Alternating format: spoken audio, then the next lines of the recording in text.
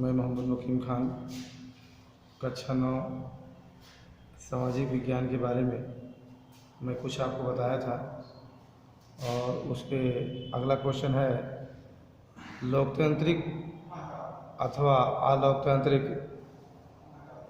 में अंतर क्या होता है और कैसे होता है, इसको आज हम बताएंगे आपको। लोकतांत्रिक और अलोकतांत्रिक में क्या अंतर है। जैसा कि आप जानते हैं कि लोकतंत्र और अलोकतंत्र क्या होता है। लोकतंत्र आजकल जनता के द्वारा, जनता के बीच में जनता द्वारा चुना जाता है और उसी जो जनता चुनते हैं उसी में एक ऐसा सभासद होता है जो कानून को पारित करता है। इसीलिए सबसे फर्स्ट पॉइंट में लोकतांत्रिक तत्व में पहला पॉइंट है कि संसद को कुछ कानून पास करने होंगे।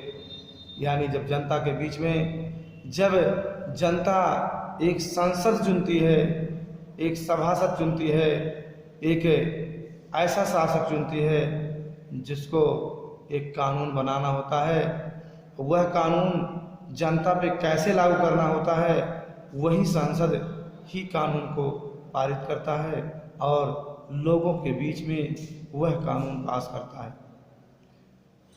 अलौकिक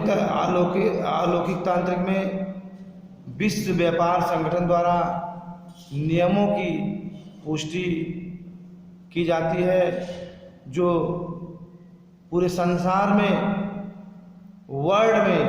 पूरे संसार में एक नियम तय की जाती है जिसका पूरा व्यापार संगठन, विश्व व्यापार यानी पूरे विश्व का व्यापार का संगठन, एक ऐसा कानून बनाया जाता है जो विश्व लेवल का होता है।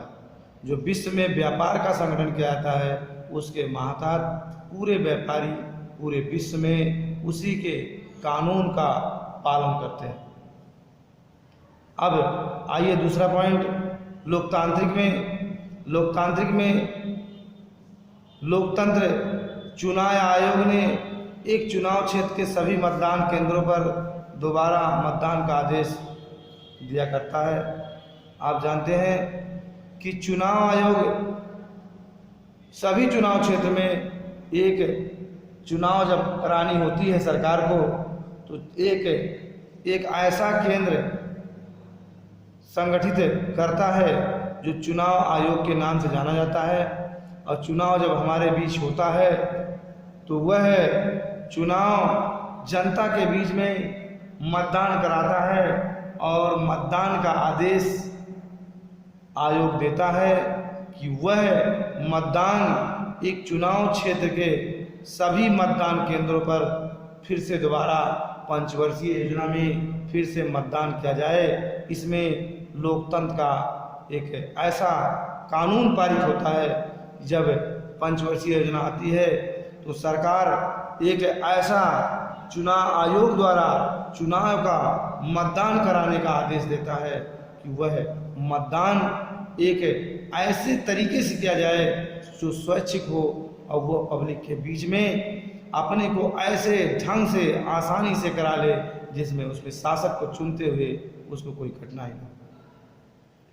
अब आप आइए अलौकिक तंत्र में बड़े पैमाने पर मतदान में गड़बड़ी की जाती है।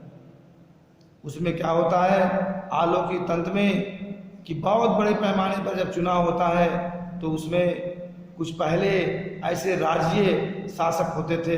जब लोग एक शासक को चुनते थे तो मतदान में जो मत अपना देते थे, जो पब्लिक, जो समाज एक अपना खुद का वोट देते थे, मत देते थे, उसमें वो लोग धकड़ई करते थे, उसमें मतदान को गड़बड़ी कर देते थे। तो वो मतदान अपने को इस तरीके से ले जा करके अपने एक ऐसे जगह पर वो मतदान करा देते थे कि ये सब वहाँ का नियम का उल्लंघन के खिलाफ होता था।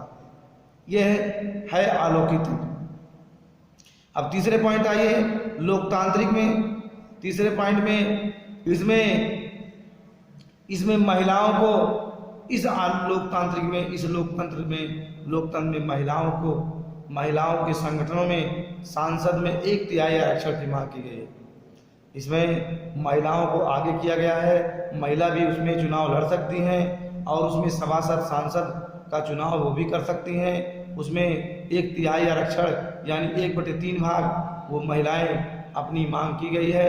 वो महिलाएं अपने को उसमें ले जा करके इस तरीके से अपने को गठित करती हैं कि वो आरक्षण का मांग करती हैं, वो आरक्षण उनको मिलता है, वो अपने को सभासद, सांसद, राज्यसभा सदस्य या कोई भी चुनाव हो वो पंचवर्षीय योजना में वो लड़ सकते हैं। और अब आइए आप अलौकिक तंत्र में, जबकि आप जानते हैं अलौकिक तंत्र इसके विपरीत होता है। इसमें संसद में महिलाओं का प्रतिनिधित्व 10% तक ही पहुंचा है। इसमें 100 में 10 लोग ऐसी हैं जो महिलाएं संसद में अपने को प्रतिनिधि साबित कर चुकी हैं और वही प्रतिनिधि जो है वही 10% उसमें उन लोगों को मिलता है। जबकि लोकतांत्रिक तंत्र में 1/3 आरक्षण महिलाओं को आगे किया गया है और अलौकिक तंत्र में महिलाओं को आरक्षण उसमें 10% किया गया है। Okay, thanks. यही लोकतंत्र और आलोकतंत्र में यही अंतर होता है और यही विश्वास रहते हुए लोग अपने को उसी के खिलाफ, उसी के बर्ताव के तहत लोकतंत्र और अलौकिक तंत्र में अंतर अपनाते हैं। Okay, thanks. मैं अगला वीडियो अब नेक्स्ट टॉपिक के साथ आपके सामने आऊँगा। Okay, thanks.